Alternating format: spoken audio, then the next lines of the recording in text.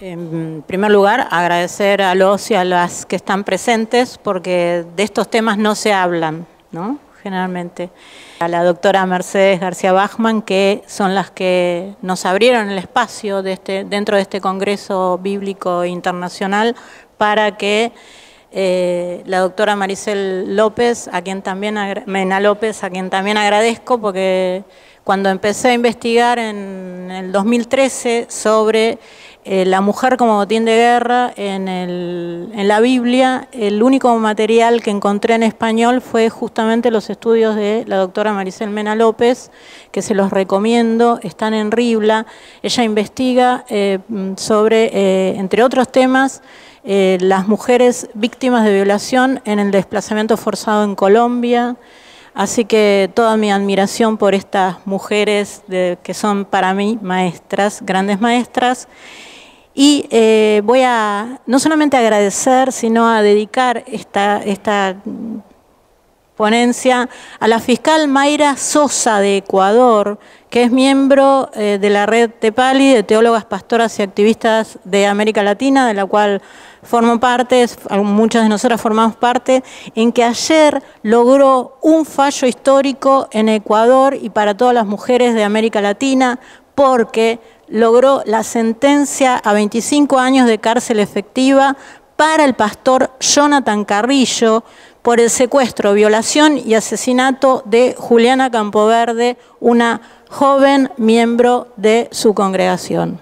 Así que justicia para Juliana, justicia para Rosalina, justicia para Juliana, justicia también para Lucía Pérez, que los que son argentinos recordarán que en el año 2016, el primer paro nacional de mujeres en Argentina, lo hicimos para reclamar por el femicidio de Lucía López, que fue víctima de violación y empalamiento, muy parecido a lo que contó Maricel, y todas las mujeres nos levantamos en Argentina. Fue el primer paro nacional en nuestro país y fueron replicando en el resto de los países de América Latina, porque las mujeres decimos que no a esto y vamos a seguir diciéndolo, y por eso el agradecimiento tan importante a Mercedes, porque estos espacios no nos son propicios para hablar de estas cosas de las que nosotras hablamos con Maricel.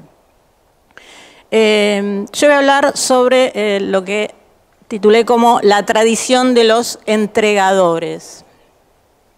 Analizaré las narrativas de la esposa hermana en el Génesis para abordar el tema de la trata de personas con fines de explotación sexual en el Antiguo Testamento.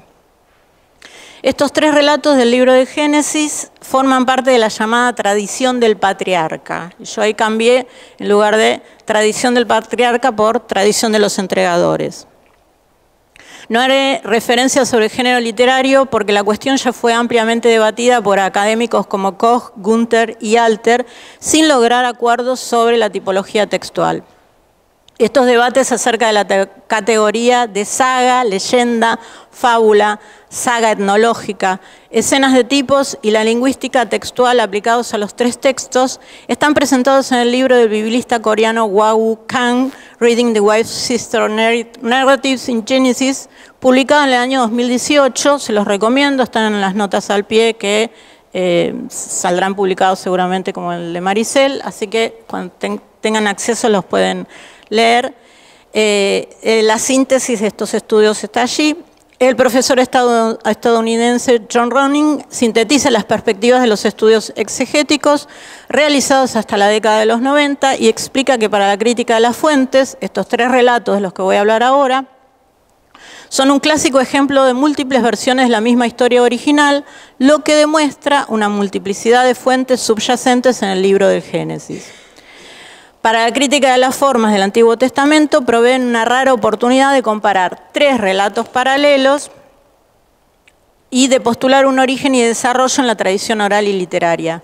Para la crítica de la redacción presentan un desafío para explicar cómo los relatos funcionan en sus contextos presentes, por ejemplo, no como versiones de un evento, sino como episodios diferentes en las vidas de Abraham y de Isaac.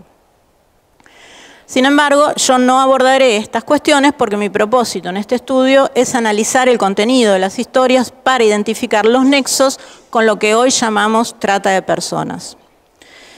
Comenzaré describiendo los núcleos narrativos en el motivo de la esposa hermana. Según Peterson, los relatos se basan en 1.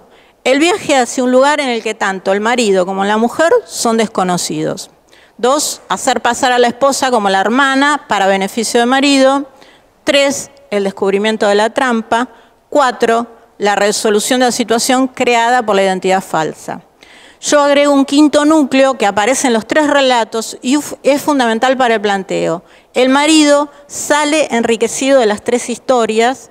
En el caso de Isaac, enormemente enriquecido, y agradezco aquí a la doctora Maricel Mena López que ponderara las cantidades de dinero en las que se reparaba el caso. En un caso, 100 monedas de plata, en el otro caso que mencionaste, 50 monedas de plata. Tengamos en mente esta cantidad para cuando les cuente lo que recibió Abraham.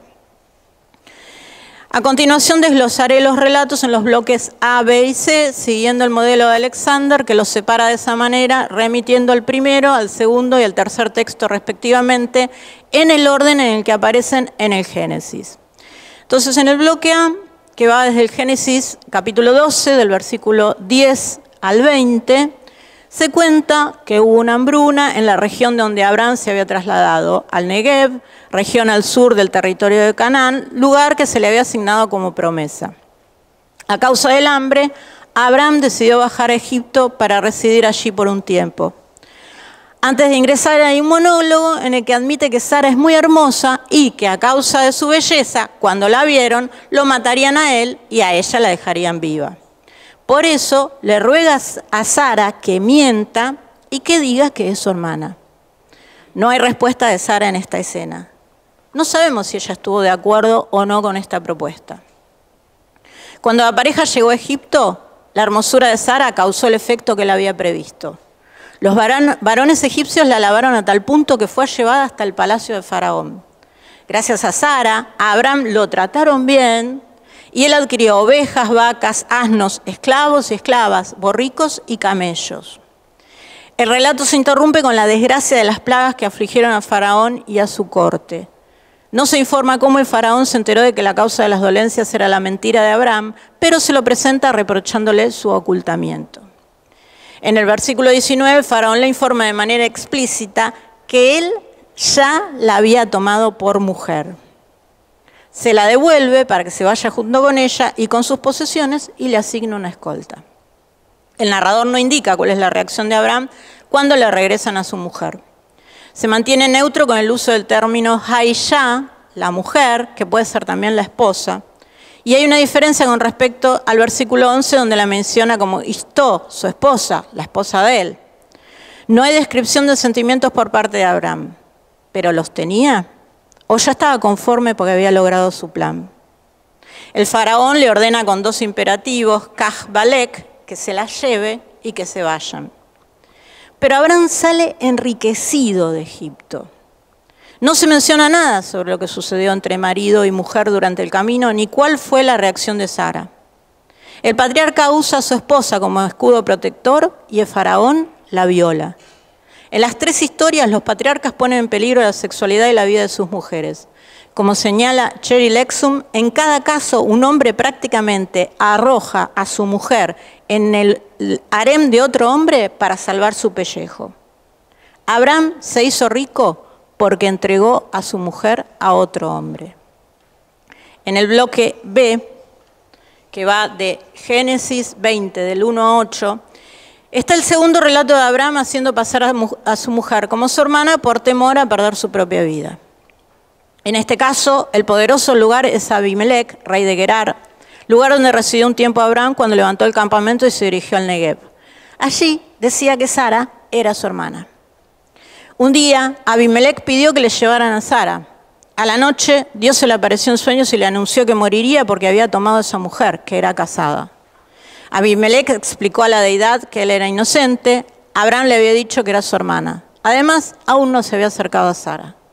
Dios le responde que sabe que lo hizo de buena fe y que por ese motivo no lo dejó tocarla. pero le ordena devolverla a su marido y lo presenta a Abraham como un profeta que rezaría por él y los suyos. En caso de que Abimelec se negara a devolverla, moriría con todo su pueblo. Abimelec madrugó, llamó a sus hombres de confianza, les contó el sueño y ellos se asustaron mucho. Después increpó a Abraham sobre su accionar. El patriarca se justificó argumentando que en ese lugar no respetaban a Dios y que lo matarían a causa de su mujer. Por eso había dicho eso. Y en los versículos 12 y 13 expresa, y acá les pido que recordemos lo que dijo la doctora sobre el incesto, además es realmente hermana mía, de padre, aunque no de madre, y la tomé por mujer. Cuando Dios me hizo vagar lejos de mi casa paterna, le dije, hazme este favor, en todos los sitios donde lleguemos, di que soy tu hermano. Entonces Abimelec le dio ovejas, vacas, siervos y siervos a Abraham, le devolvió a Sara, le mostró su tierra para que viviera donde le pareciera. A Sara le dijo, he dado a tu hermano 1000 pesos de plata. Así podrás mirar a la cara a todos los tuyos. Entonces Abraham intercedió ante Dios y Dios curó a Abimelec, a su mujer y a sus concubinas que volvieron a tener hijos porque se habían quedado estériles a causa de Sara. Las diferencias con respecto a la primera narración son el lugar, se cambia Egipto por Gerar, el nombre del rey, un faraón por Abimelec. No se hace referencia a la belleza de Sara, Dios habla y Abimelec responde en un sueño. El recurso del sueño como un deus ex machina es una marca del relato eloísta. Abraham se justifica con dos cuestiones que no aparecen en el relato anterior. Él no había mentido, ya que ellos son medios hermanos, y aparece el ruego que le hizo Sara para que a todos los sitios donde llegara dijera que era su hermano. Esta información nueva introduce el tema del incesto. Levítico 18, 9 a 11 ordena que no tendrás relaciones con tu hermana por parte de padre o de madre, nacido en casa o afuera. No tendrás relaciones con tus nietas, son tu propia carne. No tendrás relaciones con la hija nacida a tu padre de su esposa, es tu hermana. En Levítico 20:17 se exige que si uno toma a una hermana por parte de padre o madre y tiene relaciones, es una infamia. Serán públicamente excluidos de su pueblo. Por haber tenido relaciones con su hermana, cargará con su culpa.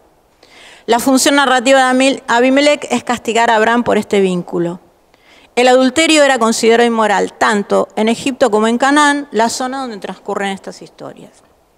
Y hay otro elemento diferente con respecto a lo que es, y es el dinero que Abimelec le entrega a Sara, aclarándole que se lo da para que pueda mirar a la cara a todos los suyos. E incluso en una traducción que es la Biblia de Jerusalén dice, esto será como una venda en la boca de los demás para que no hablen mal de ti. Este intercambio monetario ¿indica el conocimiento previo del narrador sobre los mandatos del Levítico en relación con el incesto? ¿O es una reparación por el reconocimiento de la falta de Abraham? ¿O es un pago que realiza el rey por haber violado a Sara? ¿Por qué se esfuerza tanto el eloísta en aclarar que Abimelec no tocó a Sara? Además, ¿qué haría Sara con esa riqueza si las mujeres no administraban su economía? Abimelec enriquece aún más a Abraham y a Sara le paga una suma que el narrador se encarga de cuantificar, pero que ella no podrá usar. Por segunda vez se destaca la figura del entregador. En el bloque C, el tramposo es Isaac. Al igual que en A y en B, hay hambre en este es el capítulo 26 del Génesis, del 11 hasta el final. Hay hambre en la región, aunque se aclara que no es la misma que le tocó a su padre Abraham. Esto demuestra la dependencia entre los tres relatos y supone un receptor que conoce las narraciones previas. A diferencia de la primera historia, se le ordena a Isaac que no salga del lugar y que no baje a Egipto. Aparece el mismo nombre de Abimelec, caracterizado ahora como el rey de los filisteos, se lo muestra como un hombre temeroso del Dios en el que creen estos seminómades que habitan su territorio. Dios le renueva a Isaac la promesa que le hizo a Abraham sobre la multiplicación de su descendencia. Se repite la misma mentira de Abraham en Egipto y en Gerar. Isaac dice que Rebeca es su hermana, tanto el padre como el hijo están más interesados en salvar su propia vida que la de sus mujeres. Rebeca, al igual que Sara en el bloque A, también queda expuesta a causa de su belleza. El rey descubre la verdad a través de una escena breve y contundente. Abimelec miró por su ventana y vio que Isaac jugaba con su esposa y la toqueteaba. El término en hebreo es mesahek, el mismo que se usa en Génesis 21:9 para indicar la acción que realizó Ismael con Isaac. Por eso hay dos autores que insisten con el abuso sexual en la infancia, del que posiblemente fue víctima Isaac, y que ese es el motivo por el que Sara expulsa a Agar, lo cual nos obliga a una relectura, porque siempre en este texto la vemos como a Sara, que es la mala que echó a Agar, ¿no? Y quizás estaba protegiendo a su propio hijo de un abuso sexual en la infancia. En un diálogo ágil se queja entonces contra el proceder de Isaac. Él le confiesa que mintió por temor a que lo matasen a causa de ella. El rey lo acusa de irresponsable.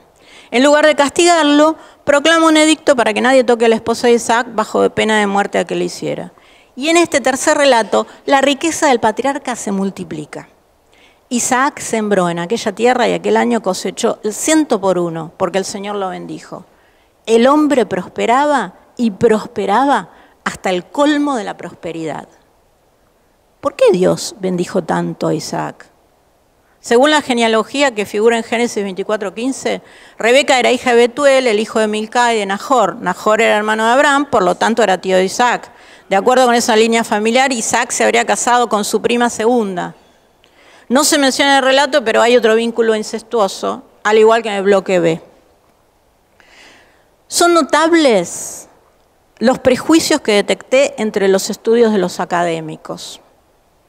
Lo mismo que señaló acá Maricel, ¿no? Con respecto a que el código deuteronómico es igualitario o más igualitario con respecto a las mujeres, según algunos académicos. La mayoría de los académicos, está acá la lista, está la bibliografía, reflejó preocupaciones por problemas como la cronología de las edades de Sara y de Rebeca o la alusión a sus apariencias. El Talmud destaca la hermosura de Sara. A su lado las otras mujeres parecían monos, los viajes junto a Abraham no habían afectado su atractivo, afirma la superioridad de Sara en los dones de profecía con respecto a su marido, era la princesa, por eso se llama Sara, de su casa y de su tribu. Pero estos académicos parecen desconocer el Talmud, ¿no?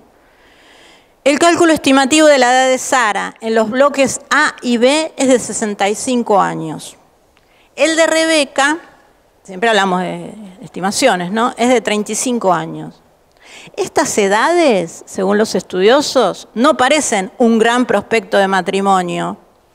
La cronología del Génesis indica que Jacob y Esaú ya habían nacido cuando sucede el tercer relato. ¿Cómo los padres pudieron fingir que eran hermano y hermana por un largo tiempo? Otra de las preguntas estigmatizantes que se hacen es: ¿cómo Abraham pudo temer por su vida a causa de una mujer vieja como Sara? ¿O cómo el faraón o el rey quisieron casarse con ella? Además, como solo algunos meses deben haber pasado entre el capítulo 18 de Génesis y el texto B, Sara debe haber estado visiblemente embarazada de Isaac. Otro señalamiento es la conclusión a la que llegan los exégetas al tratar a Sara como una adúltera, como si Sara hubiera cometido adulterio con el faraón o el rey. ¿Por qué consideran que Sara cometió adulterio? Ellos abusaron de ella, la violaron. En ningún momento de la narración le piden consentimiento a Sara para tener relaciones con ella. La suposición de que Sara es adúltera se inscribe en la normalización de la cultura de la violación en el Antiguo Testamento.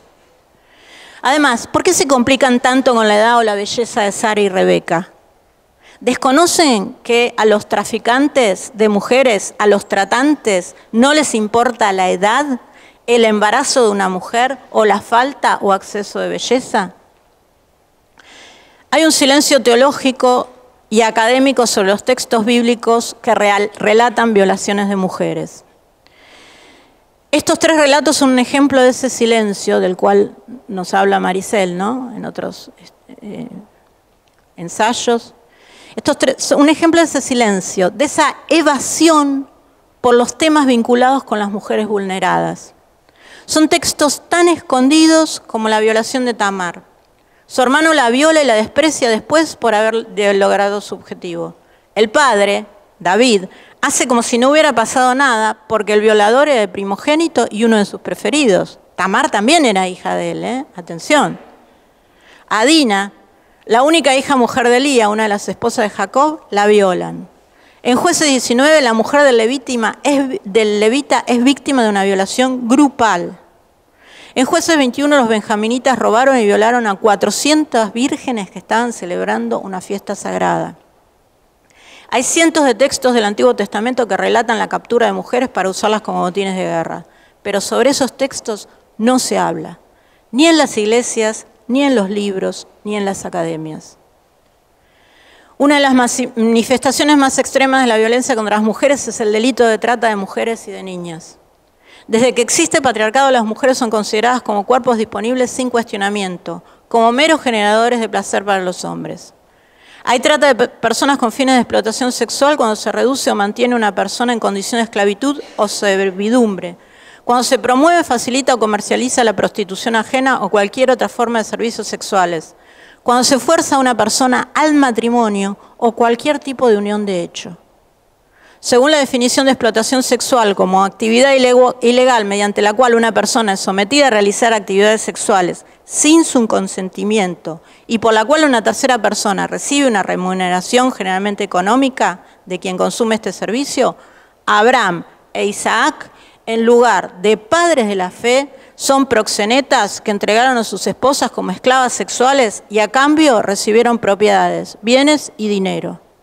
Son entregadores intrafamiliares, como tantos varones que venden a sus mujeres para traficarlas en El Salvador, en Argentina, en Nigeria, pero también en Escocia y Alemania.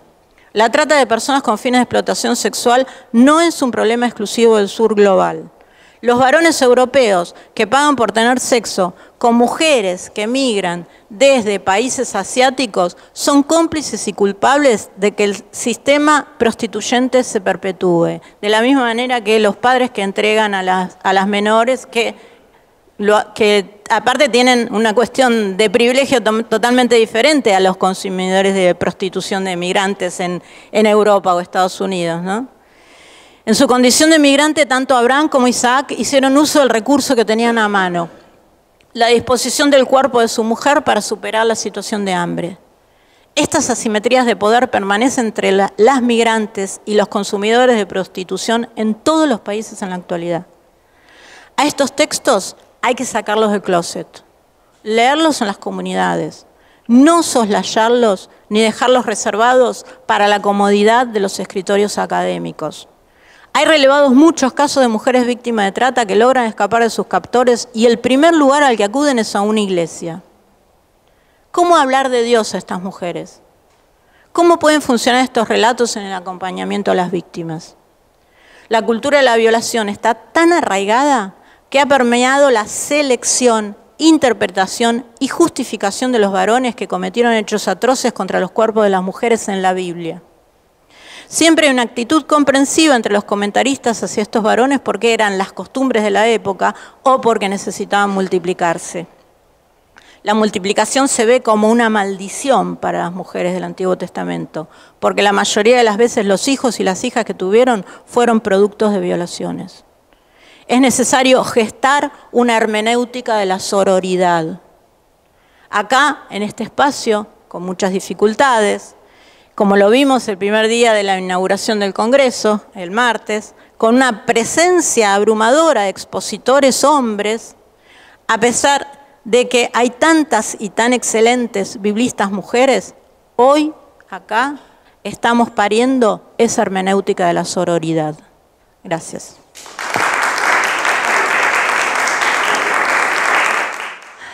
Muchas gracias a ambas por estas presentaciones. Vamos a hacer como hicimos antes, comenzar por preguntas de aclaración, si hay alguna para María de los Ángeles, y después sí abrimos el debate más general. No veo a nadie pidiendo... Bueno, entonces vamos a abrir el debate más general. Yo, a medida que las escuchaba, pensaba que me preguntaba, sin poder conocer la respuesta, ¿en qué estadio estamos aquí, cada uno y cada una de nosotras, en esta toma de conciencia? Me preguntaba, ¿habrá alguien para quien ver a Abraham como un proxeneta es nuevo o ya lo hemos visto en nuestras Biblias, en nuestros estudios, etcétera?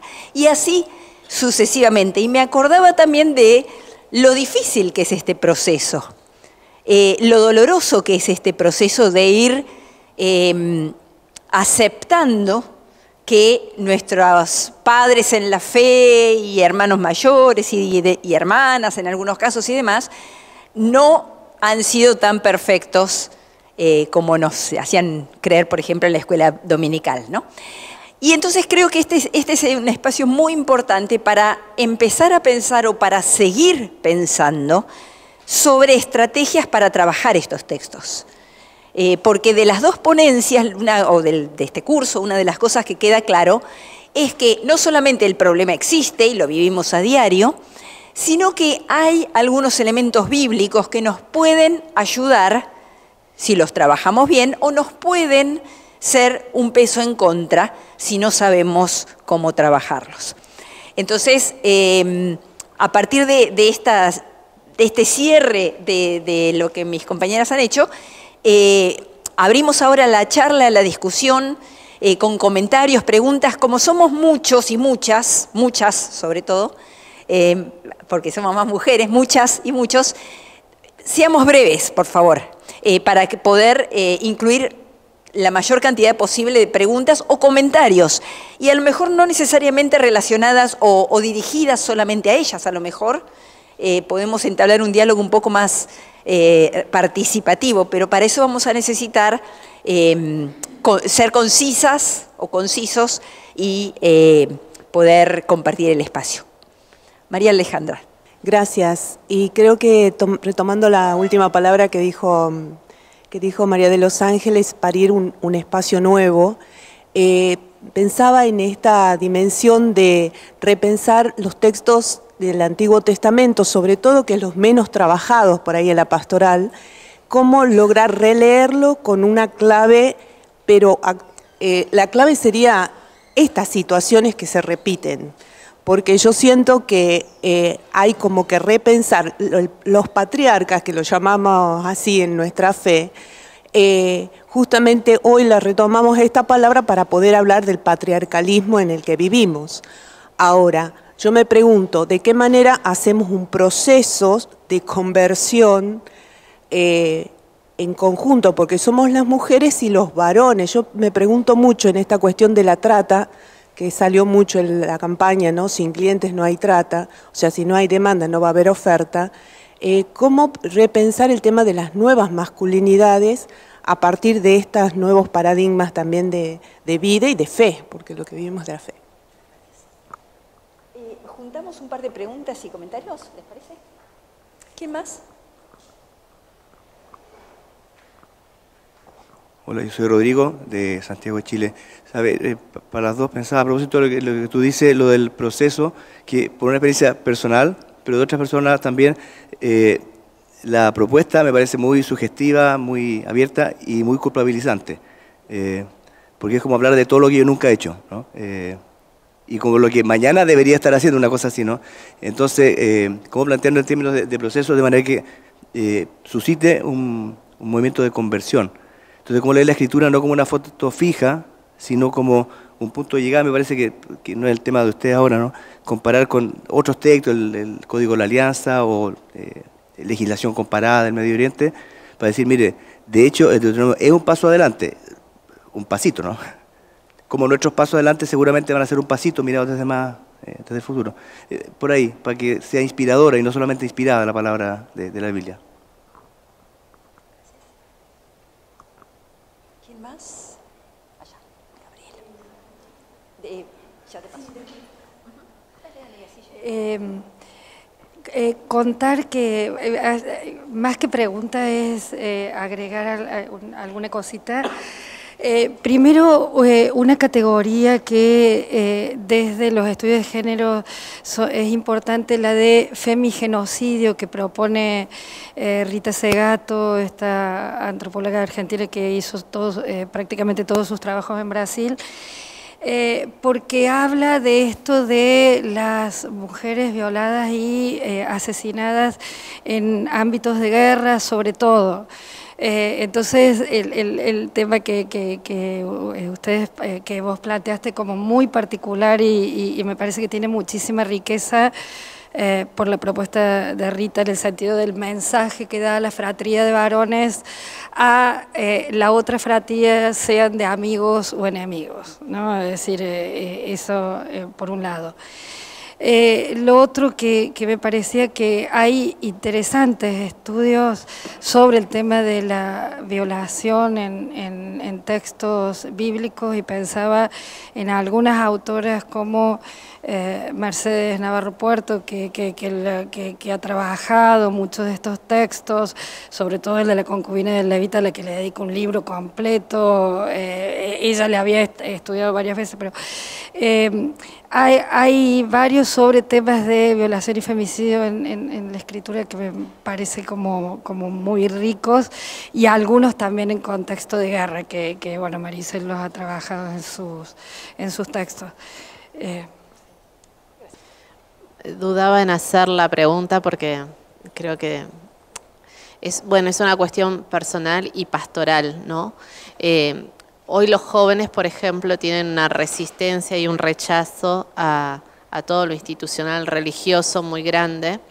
Y bueno, como ahora estoy como profesora de adolescentes, a veces veo que la Biblia es un gancho súper poderoso para romper estas barreras.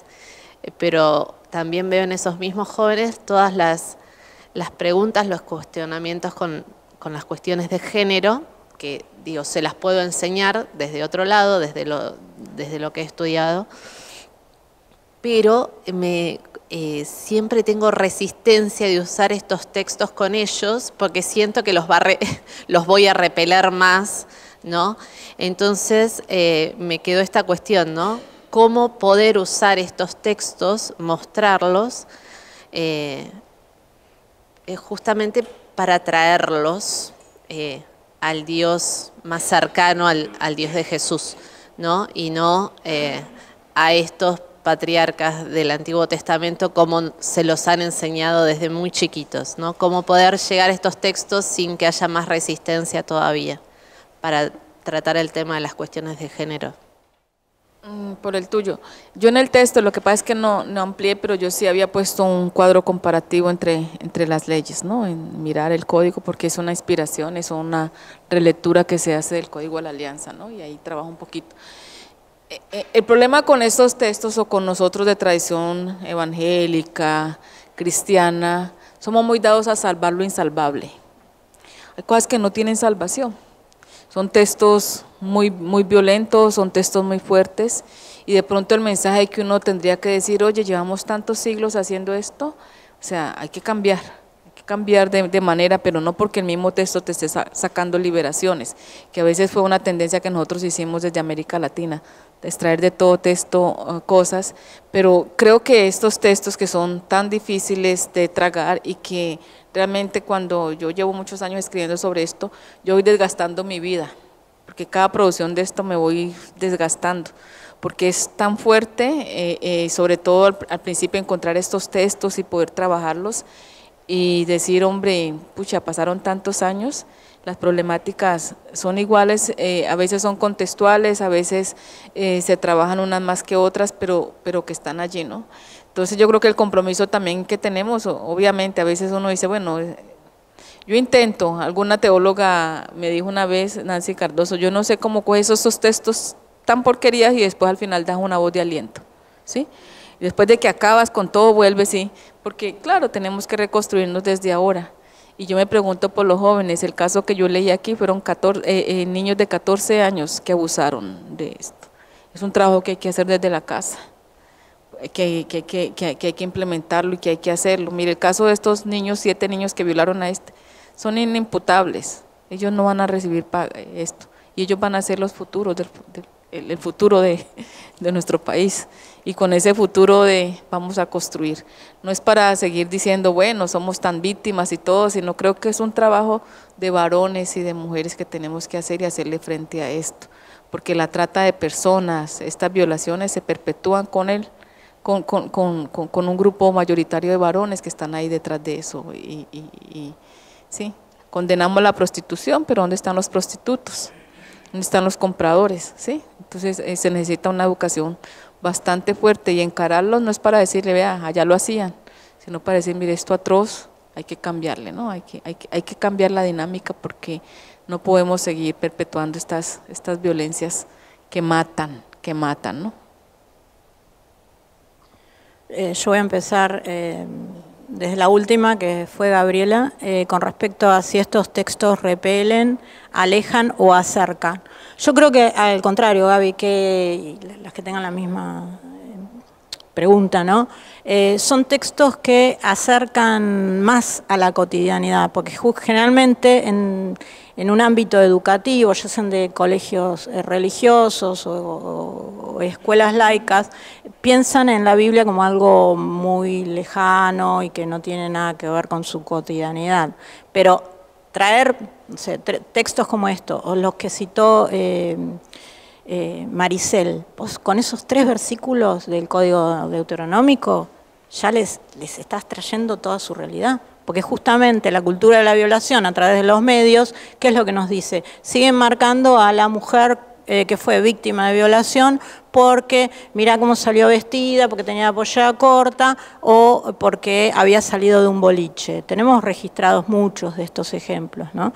Y bueno, miren, acá ya había un código que estaba favoreciendo el patriarcado. Los varones estaban justificados para seguir violando. Esto es el paño de la virginidad que se mostraba, si la mujer era virgen o no, después de tener relaciones, si había sangrado o no, después de tener relaciones con el marido. Lo hablamos hace 15 días que me invitaron a dar una charla sobre Estado laico y el tema era aborto y religión. Justamente yo traje estos textos, estaba llena de adolescentes y a mi lado estaba la doctora Soledad Fernández, una médica ginecóloga que se especializa en educación sexual integral. Les hizo una explicación a partir de estos textos, ¿no? A los asistentes, todos jóvenes, les dijo, chicos, esto es atroz, porque no todas las mujeres, cuando tienen relaciones por primera vez, sangran. Entonces, si les hizo la explicación del tema del himen, entonces muchas de estas mujeres que fueron apedreadas y asesinadas a lo largo de la aplicación del Código Deuteronómico y durante estos 2000 años de historia del cristianismo, porque si no son lapidadas físicamente, son lapidadas simbólicamente, muchas de estas mujeres que sí realmente eran víctimas, porque no mostraban el paño de la virginidad, o sea, esa sábana con la mancha de sangre o la ropa interior,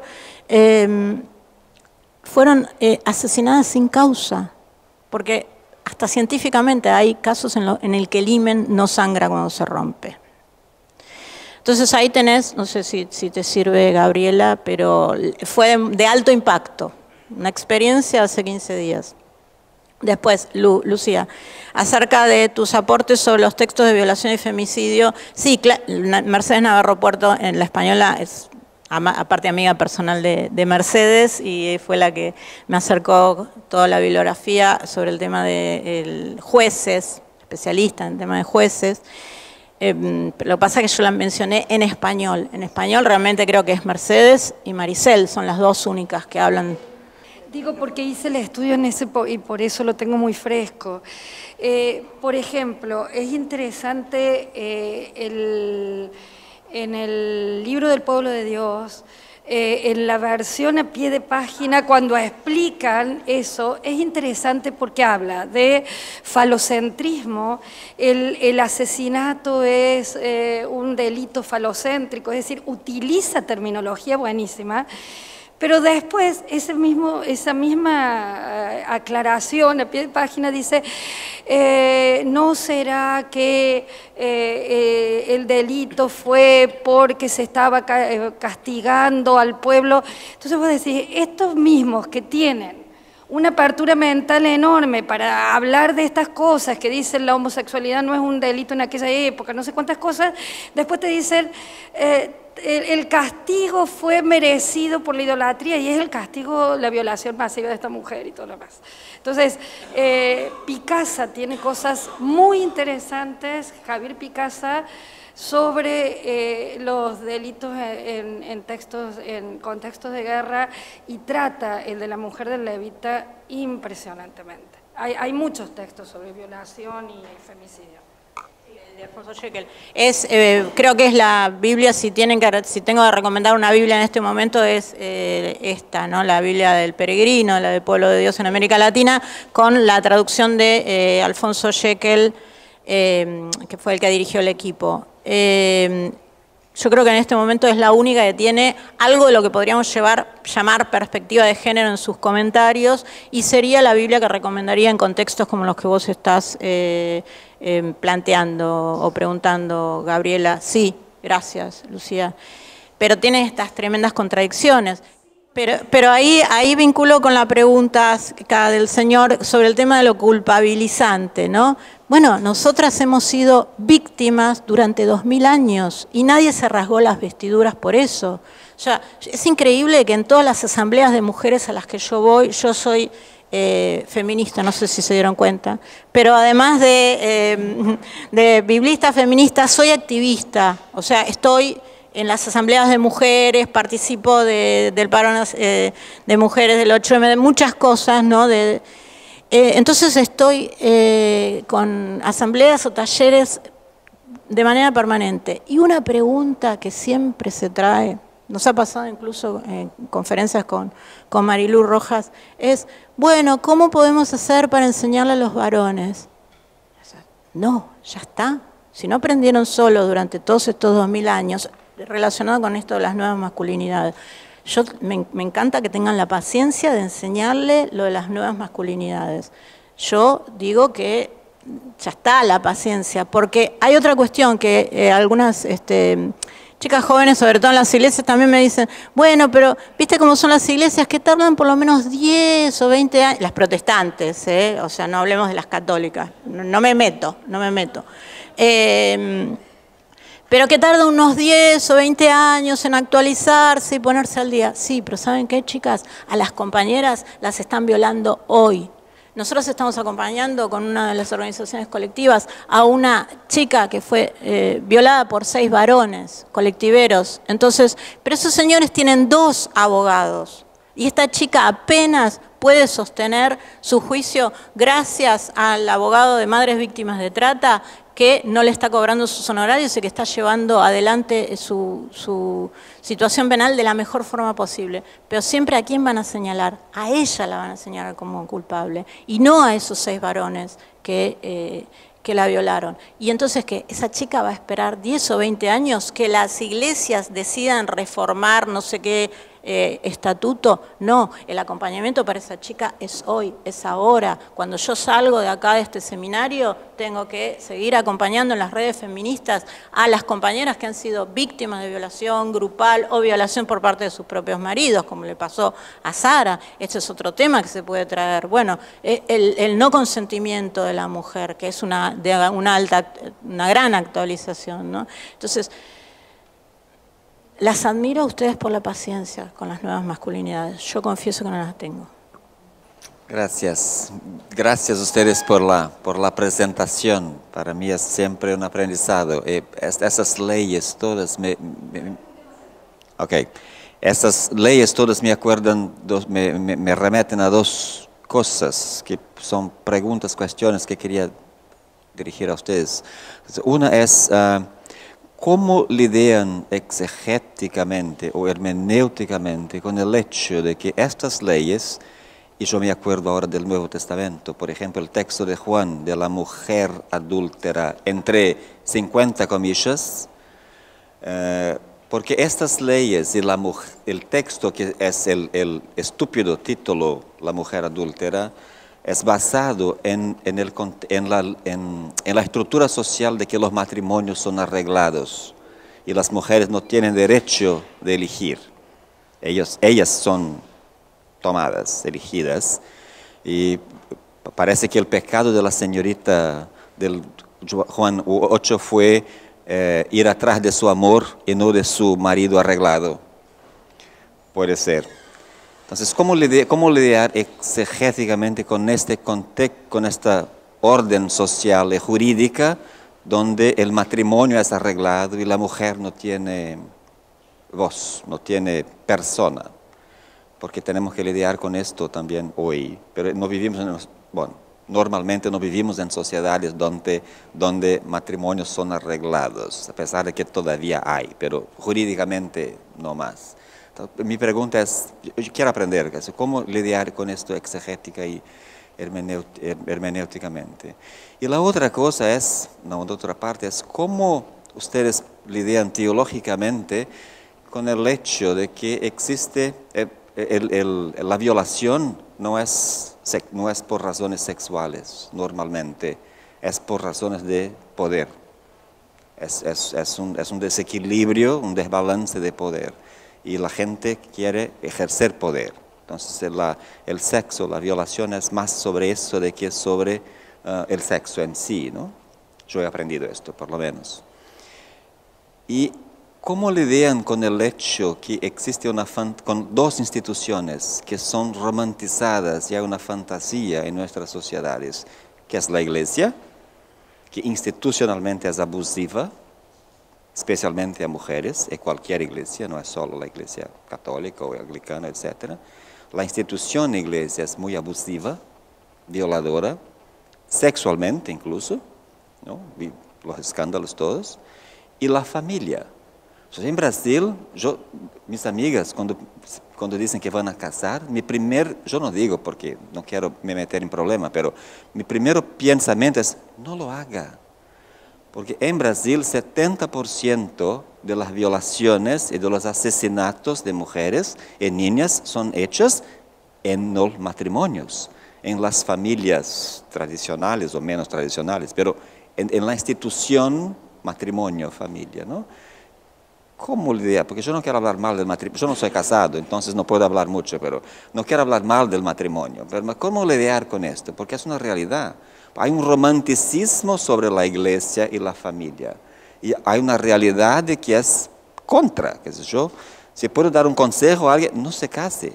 En Brasil, especialmente para mujeres, porque es peligroso. Es difícil escuchar que mucha gente tiene miedo de ir a la calle. Muchas mujeres tienen miedo de volver a la casa. Es terrible, ¿no? Mi pregunta es cómo lidiar con esto para ser menos venenoso con la familia o la iglesia, ¿no? Solo para aportar un dato para ver que Paulo no es un venenoso con el matrimonio. De los datos del Registro Nacional de Feminicidios de Argentina, del Observatorio Mumalá, hasta el 30 de junio, 132 femicidios. El 42% es por la pareja y 26% por la expareja. Así que, bueno. Muchas gracias. Gracias por lo compartido. Me llevo mucho para seguir reflexionando. Haciendo un poco de intertextualidad, ustedes recuerdan el relato de Daniel con Susana, ¿no? Y los ancianos de Israel, que ellos usan justamente, son los entregadores de Susana allí. Ustedes ven en ese texto posibilidad de trabajar litúrgicamente, catequéticamente, o sea, para desenmascarar, para denunciar, para llevar, porque el texto dice que llevan a los ancianos y reciben la paga que ellos querían para Susana, la muerte. Si es un texto que se puede trabajar para, digamos, de alguna manera hacer justicia. Sí, bueno, voy a empezar por el final, como dice recién. Sí, claro, todos estos textos se pueden entregar, y especialmente cuando empezás a pararte en un enfoque hermenéutico distinto, en el sentido de que, bueno, no son esos padres que nos transmitieron en la escuela dominical, como decía Mercedes, sino que posiblemente sean entregadores, ¿no? Muchos, el libro de Esther, el libro de Ruth, también podemos ver a la misma suegra de Ruth como una posible entregadora en este contexto, ¿no? Pero ellas eran migrantes que están escapando, ambas víctimas también del abandono, una por ser viuda, la otra por ser migrante. Pero bueno, estás pensando en la posibilidad de categoría de entregador, claro que sí, sí. Judith, otra, como para tomar los libros, ¿no?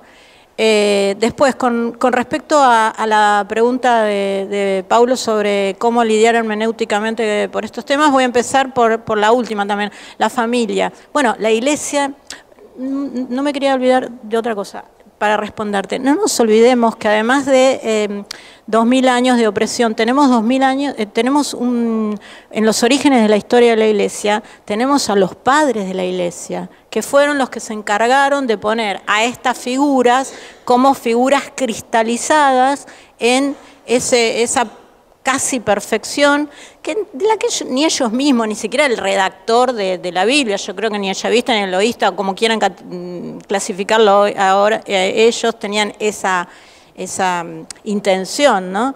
Pero sí los padres de la Iglesia se encargaron de cristalizar a estos personajes como los varones intocables, ¿no? Y se fueron transmitiendo, y llegamos a hoy, ahora sí respondo a lo de Paulo, con esta transmisión de la familia como el lugar perfecto para la mujer.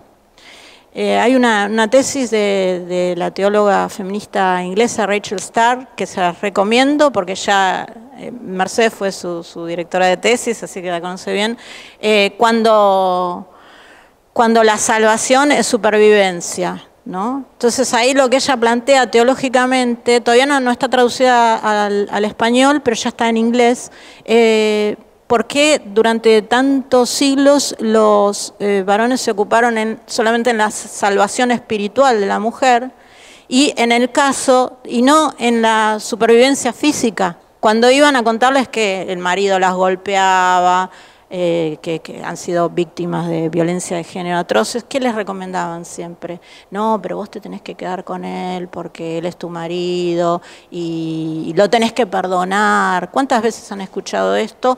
O cuántas veces algunos dentro del pastorado, del sacerdocio también lo han dicho. Entonces, la familia es lo que yo, desde los púlpitos, es lo que yo digo que se vende, como vieron en los McDonald's, que se vende la cajita feliz, que es un combo que le ponen adentro la hamburguesa, los juguetitos para los chicos. Bueno, desde los púlpitos en las iglesias nos venden ese combo de la familia feliz.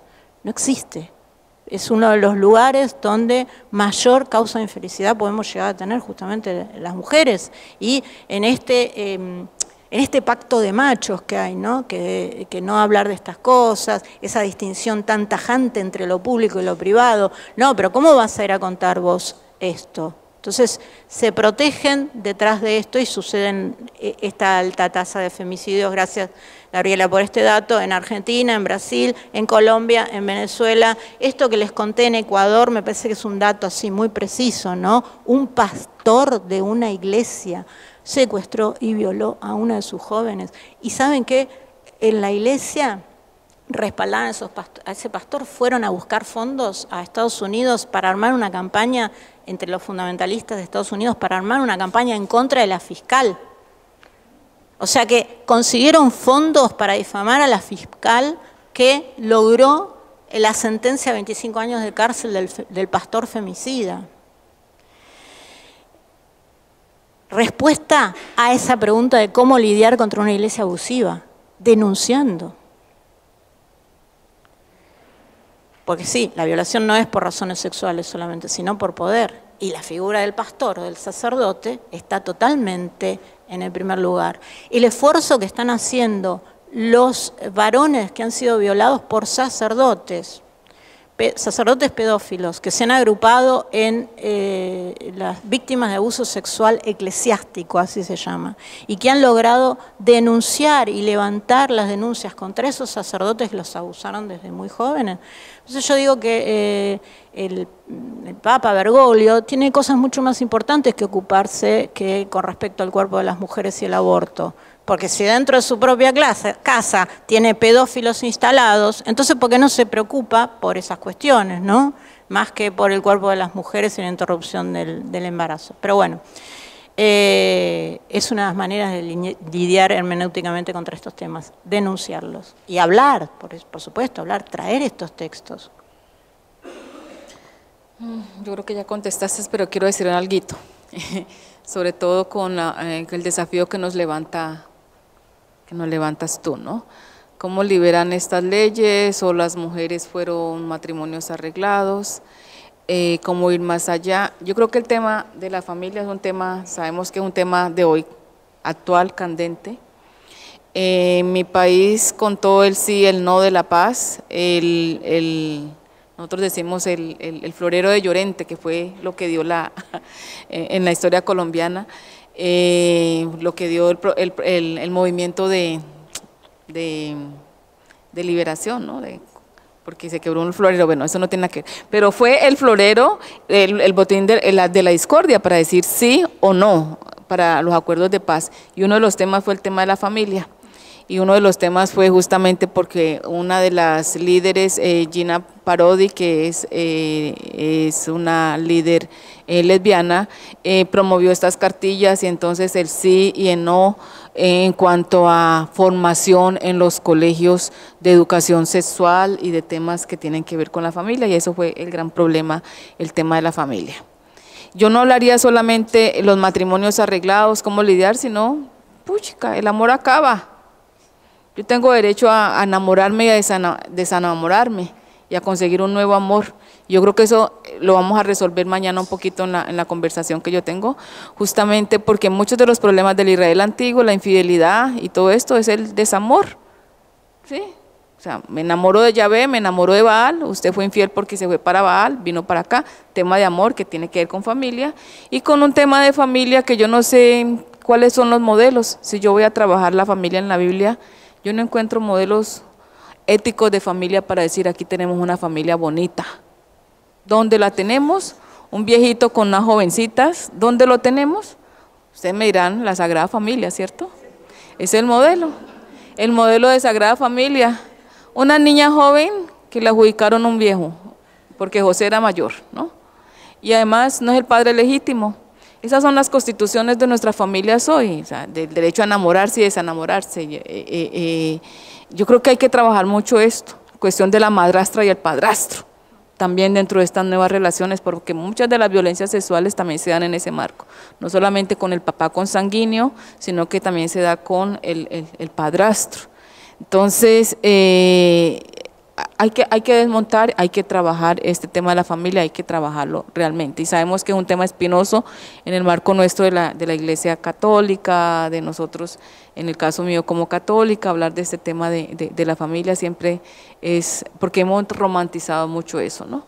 Y mañana yo voy a trabajar justamente sobre restaurar el amor maltratado, y tiene que ver justamente con el derecho de yo poder decir, hasta aquí llego amor, no te quiero más, ¿sí?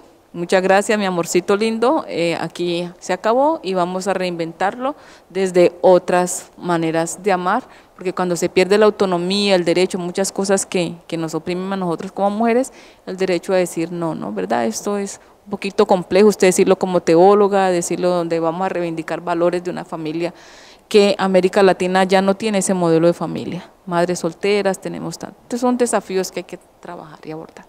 Solamente por ahí. Esto que acaba de decir Maricel, ¿no? De la imagen de la familia, la Sagrada Familia, es también empezar a romper con esas imágenes, ¿no? Porque si nosotros les decimos, pero miren, ustedes creen en esta Sagrada Familia, es así, y empezamos a revisar de ahí para atrás modelos, y vemos que todos los modelos eran así de locos, porque realmente eran modelos de familia muy, muy locos. O sea, los patriarcas tenían 2 mujeres mínimo, ¿no? Y sin embargo nos obligan ahora a las mujeres a que seamos monógamas, ¿no? Todas estas cuestiones. O sea que dentro de la misma Biblia están las respuestas. Solo una pregunta es así, ustedes como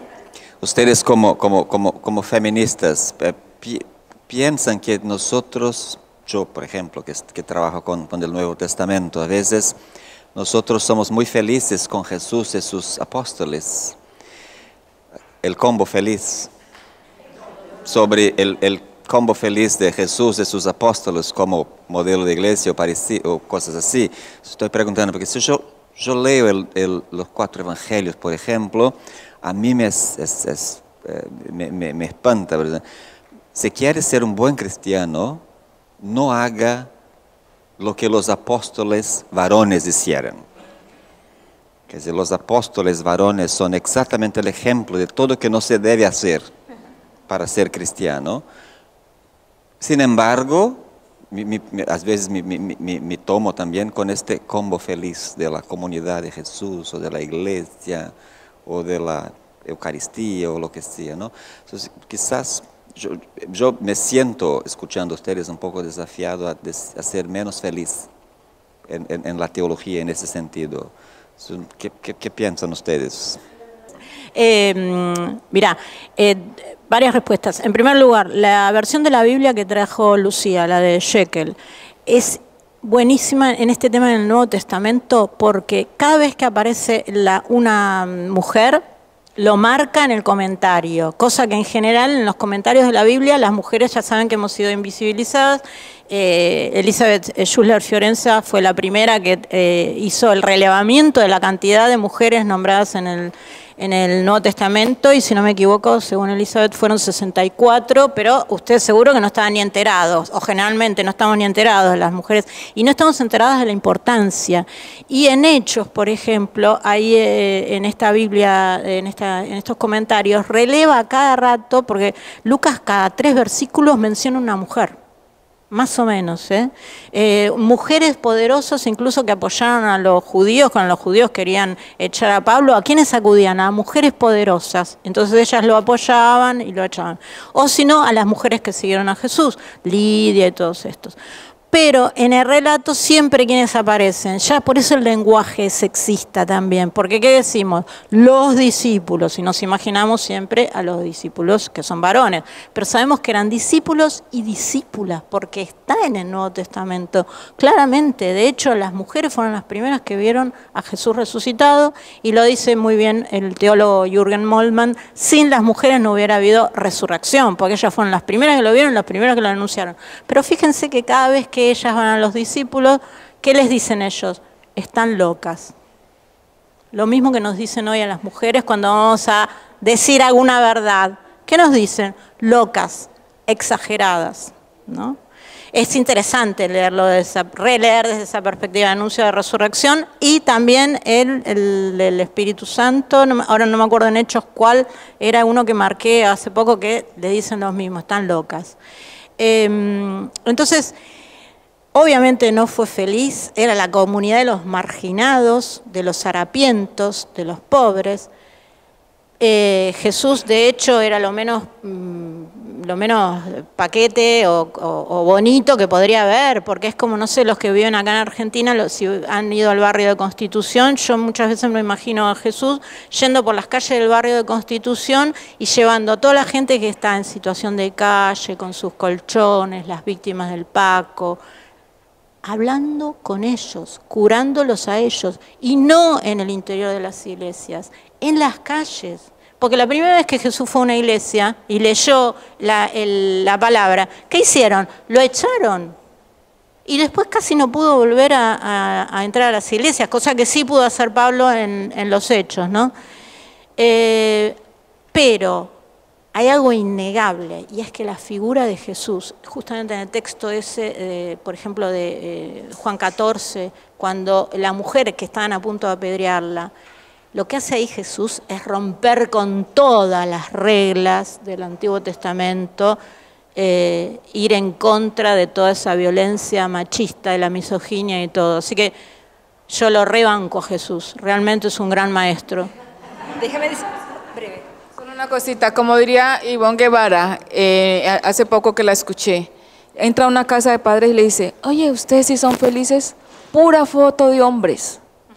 En una comunidad religiosa, hombre, ¿felices ustedes solamente con hombres? Si usted entra a una casa de unas religiosas, hay hombres, hay mujeres. Entonces yo creo que no es que sea más infeliz, sino más feliz, porque vamos a agrandar la casa. Y si metemos la dimensión holística con la naturaleza, con toda esta creación, yo creo que mucho más feliz. No eras feliz si no sabías.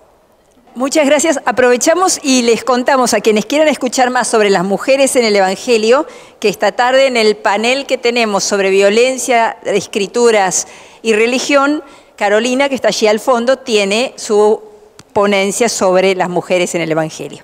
Así que ahí escucharemos más sobre el tema. Lucía tiene algo más relacionado con el método. No, esta tarde. Y Ellen, que está allí al fondo, va a tomar otro ejemplo de violencia, que es la reforma de Josías en Segunda Reyes. Así que quienes todavía tengan interés en estos temas, nos encontramos esta tarde de nuevo. Muchas gracias y gracias a ustedes dos, sobre todo, por la presentación.